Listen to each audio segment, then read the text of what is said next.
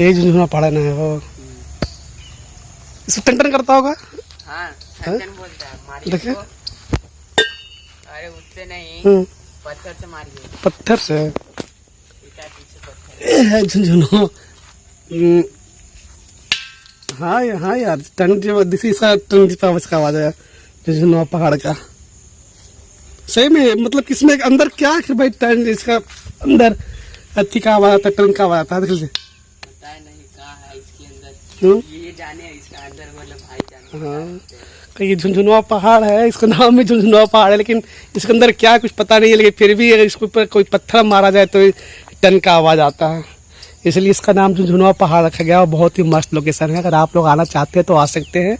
ये औरंगाबाद का जिला में पड़ता है और ये सुंदरगंज का इलाका पड़ता है। और बहुत ही मस्त लोकेशन आप सब देख सकते हैं झुनझुनवा पहाड़ का। हम बोले थे कि आपका मन है शूटिंग करा। नहीं नहीं, ऐसा कुछ नहीं, शूटिंग का मन नहीं है, लेकिन फिर भी वो जो भी लोकेशन बहुत मस्त है।